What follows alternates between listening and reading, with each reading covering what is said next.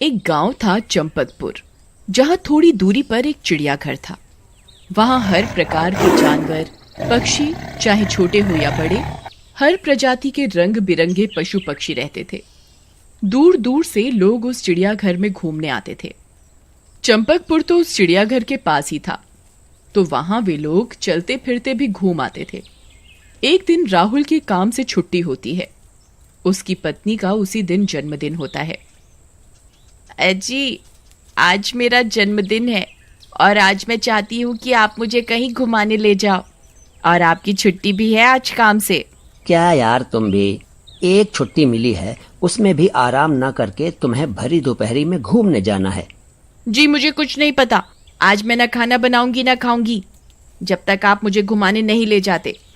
रोज रोज तो मैं आपसे कहती नहीं। आज मेरा जन्मदिन है तो आपको खुद से कोई सरप्राइज देना चाहिए था, पर यहाँ तो मैं खुद आपसे कुछ बोल रही हूँ, तब भी आपसे नहीं चला जा रहा।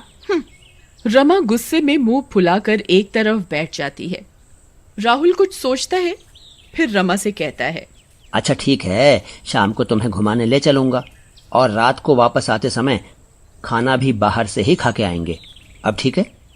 अभी बहुत धूप भी है और घूमने का मजा शाम को ही आता है, इसलिए अब गुस्सा छोड़ दो।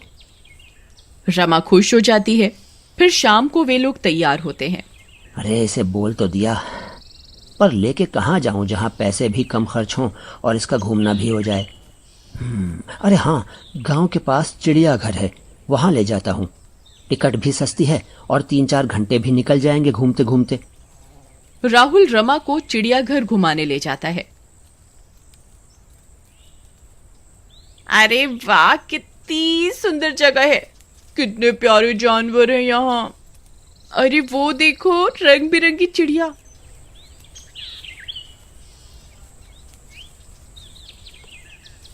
अरे वाह, शेर भी है। बहुत मजा आ रहा है।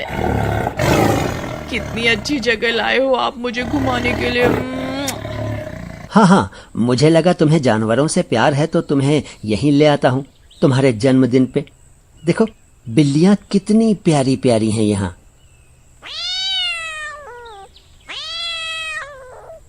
तभी रमा की नजर एक पत्थर जैसी आंखों वाली काली बिल्ली की ओर जाती है। अरे वाह, वो देखो राहुल, इस बिल्ली की आंखें कितनी अच्छी हैं। काश ऐसी एक बिल्ली मेरे पास भी होती। अरे बेवकूफ, काली बिल्ली पालना शुभ नहीं होता। अब शगुन माना जाता है काली बिल्ली का आसपास होना। चलो आगे, चलो आगे और जानवर भी हैं। वह बिल्ली राहुल को घूर घूर कर देखने लगती है। चलो, कैसी फालतू की बातें कर रहे हो। बिल्ली के रंग से क्या फर्क पड़ता है। देखो कितनी सुंदर लग रही है। मेरी एक फोटो खींच दो ना इस बिल्ली के साथ। फिर रमा उस बिल्ली के पिंजरे के बाहर साइड से खड़ी हो जाती है और राहुल उसकी फोटो फोन में खींच लेता है। रात को फिर वे लोग एक ढाबे पर खाना खाने रुकते हैं। जल्दी खाना मंगवाओ, बहुत भूख लग रही है। हाँ, बोल दिया है, लाते ही होंगे। थोड़ी देर चुप करके बैठ जाओ। फिर उनका खाना आ जाता है और वे दोनों पेट भर कर स्वादिष्ट खाना खाते हैं।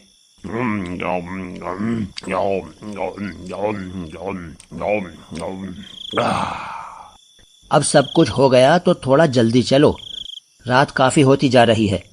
समय से घर पहुंचना है, सुबह काम पे भी जाना है। फिर वे दोनों वहां से निकलकर घर की ओर जा रहे होते हैं। तभी रास्ते में उन्हें एक बिल्ली की आवाज सुनाई देती है। म्याऊं, म्याऊं।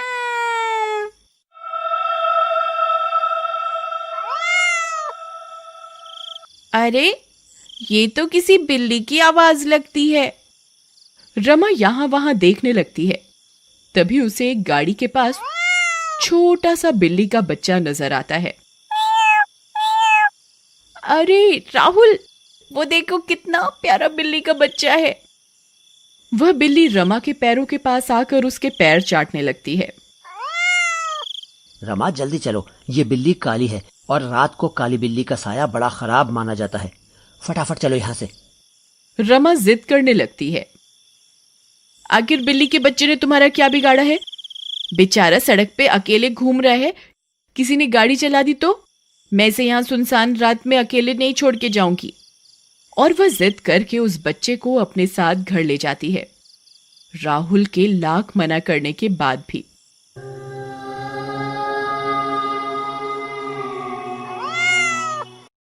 वे दोनों बिल्ली को एक बर्तन में दूध रखकर और सो जाते हैं। जब वे लोग गहरी नींद में होते हैं तो वह बिल्ली का बच्चा घर के आंगन में आता है और उसकी आंखें पत्थर जैसी चमकने लगती हैं।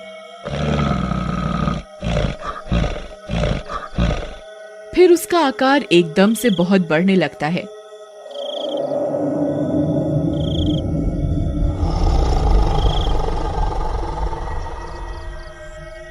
और वह भूतिया काली बिल्ली का रूप ले लेता है।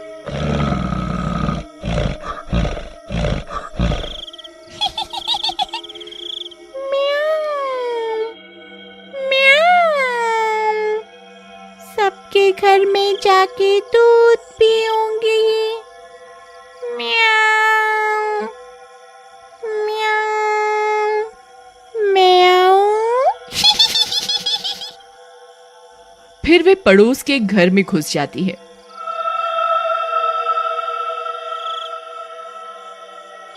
वहां किचन में दूध और खाने पीने का सामान रखा देखती है तो उस पर टूट पड़ती है। तभी नेहा की नींद खुल जाती है। अरे, ये किचन से कैसी आवाजें आ रही हैं? कोई घुस तो नहीं गया मेरे घर में? नेहा घबराती हुई किचन में जाती है, पर वहां का नजारा देखकर उसकी चीख निकल जाती है। भूत! भूत! अरे कोई आओ, मेरे घर में भूत है। इतनी बड़ी बिल्ली कैसे हो सकती है? जरूर ये भूत है। तभी भूतिया बिल्ली हंसते हुए अपना आकार छोटा कर लेती है। इतने में नेहा का पति जग कर आता है। अरे क्या हुआ, क्यों चीख रही हो इतनी रात को? कहाँ है भूत? तभी उसकी नजर बिल्ली पर पड़ती है और वह हंसने लगता है। नेहा, तुम एक बिल्ली से डर गई, इसलिए तुम भूत भूत चिल्ला रही हो इस समय। कोई देखेगा तो तुम्हें पागल समझेगा। चलो अब अंदर आओ और सो जाओ। नेहा के तो मानो पसीने छूट जाते हैं। वह बहुत डर जाती है। अरे सच में ये बिल्ली बहुत बड़ी थी। इसने मेरे सामने अपना आकार बदला और छोटी हो गई। ये भूतिया बिल्ली है कोई। इसकी आंखें देखो कितनी डरावनी है। नेहा का पति हंसता हुआ बिल्ली को भगाता है और नेहा को अंदर ले जाकर सोने को बोलता है। इतने में बिल्ली फिर भूतिया रूप लेकर नेहा को आवाज लगाती है। नेहा, ओ नेहा, म्याऊ म्याऊ म्याऊ। नेहा आवाज सुनकर डरते डरते बाहर जाकर देखती है तो उसे बिल्ली उसी भूतिया रूप में दिखती है और बिल्ली एकदम से नेहा के मुंह पर पंजा मारकर उसे मार देती है। ये सब राहुल देख लेता है। अरे, ये तो कोई भूतिया बिल्ली है। मैंने रमा को पहले ही आगाह किया था, पर उसने मेरी नहीं सुनी। राहुल खुद को बचाने के लिए भागने लगता है।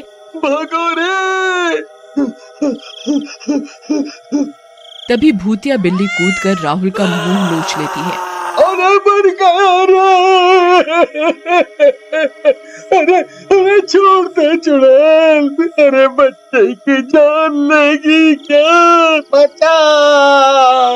और राहुल वहीं मर जाता है। रात भर में वह भूतिया बिल्ली आधे गांव को अपना शिकार बना चुकी होती है।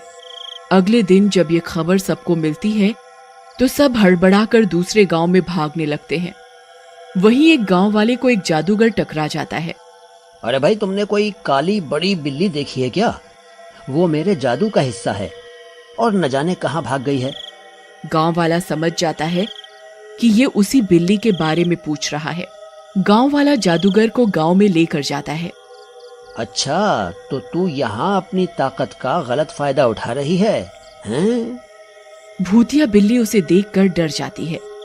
तभी जादूगर अपने जादू से एक पल में भूतिया बिल्ली को वापस आम बिल्ली बना देता है और एक पिंजरे में कैद कर उसे अपने साथ ले जाता है।